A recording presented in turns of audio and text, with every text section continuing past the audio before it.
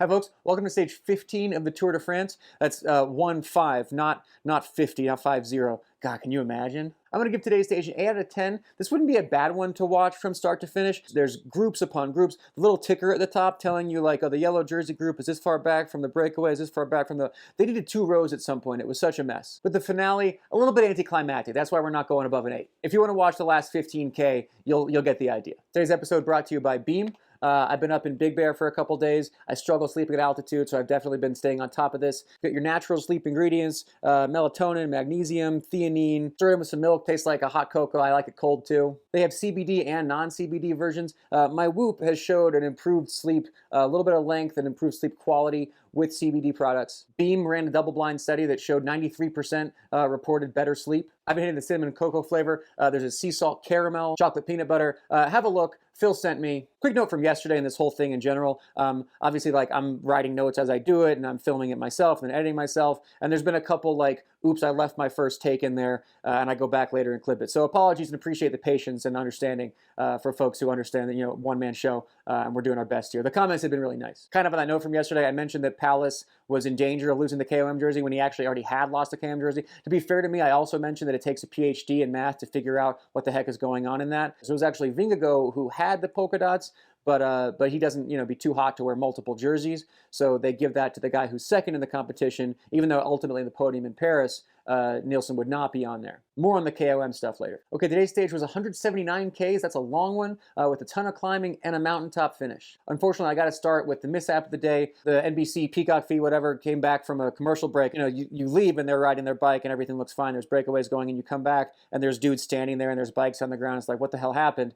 They're going through a town and someone looked like they're reaching out and got caught on a handlebar and just pulled down. It looked like, I think it was Sepp who went down first, but then a bunch of guys went down after. Some guys went down pretty hard. There was one of these last year. This one wasn't quite as bad, but still horrible to see it. Guess this will bring me to my armchair race organizer segment, which is, what can you do? What should you do about the spectators? How do you keep them from doing this? It's there's dogs running in the course sometimes. The Opie Omi person from last year had to go into hiding, for sure getting death threats. So other than like shaming one person a year, what's the actual solution? What can you do? They have in France, they have public service announcements of please stay out. They've got police at a lot of the intersections.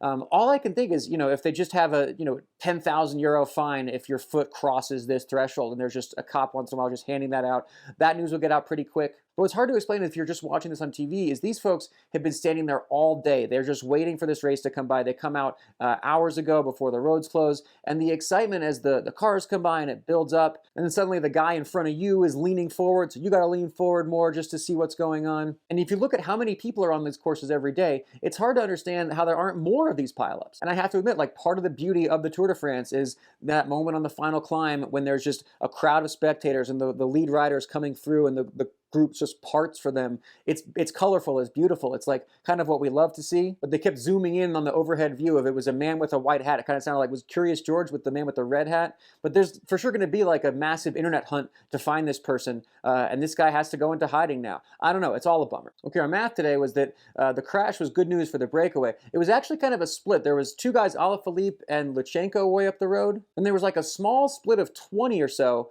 that went through the town before the crash.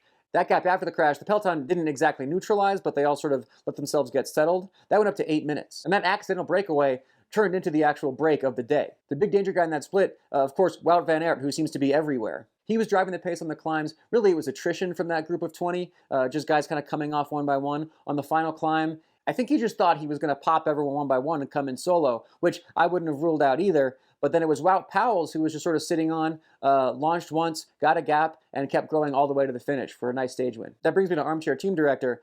I just wouldn't have let Wout up the road. It's just the GC lead is quite slim at the moment. I want my literal best domestique with me the whole time, with the race leader. You never know, like, somebody gets a flat, he's the guy to get you back in. Wout can undo a lot of problems. And to think that, like, an accidental crash, a breakaway that was never really going to be a breakaway, that at that point they're like, okay, well, you have a couple minutes, let's just throw our entire plan in the air and you can go for a stage win. That's just weird to me. Also, it is a mountaintop finish. Not saying that Wout's not a great climber, but if I was going to pick him for a stage win, that's not exactly the one I put a pin in if I was Wout.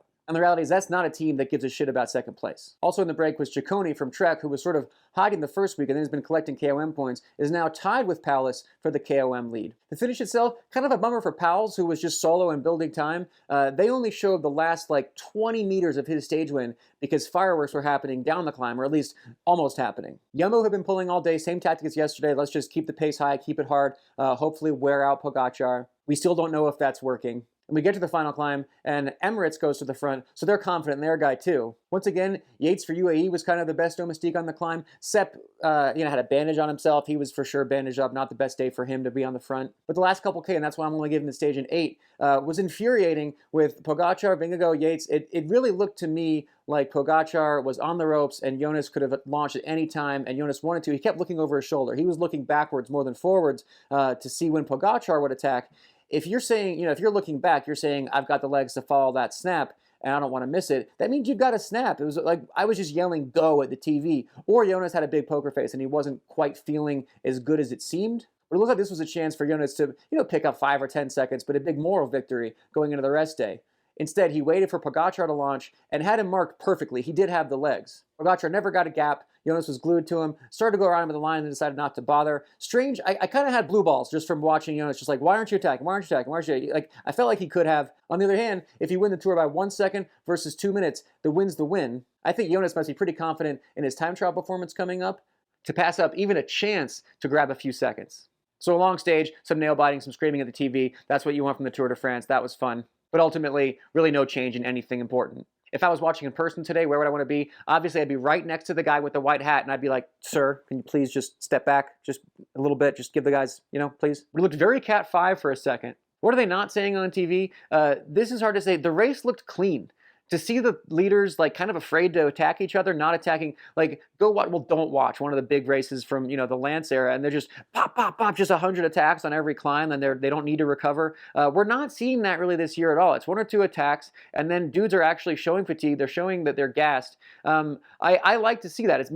For sure it's less exciting racing, but if you know what you're looking at, it's a lot better. The other thing I've noticed is since they banned the puppy paws, so a couple years ago, the move, if you're in the breakaway, you put your hands in the middle of your handlebars, so you're kind of like a time trial position. It's actually a lot more aerodynamic that way. They made that illegal. They want you to hold on to your handlebars, which sort of makes sense from safety perspective.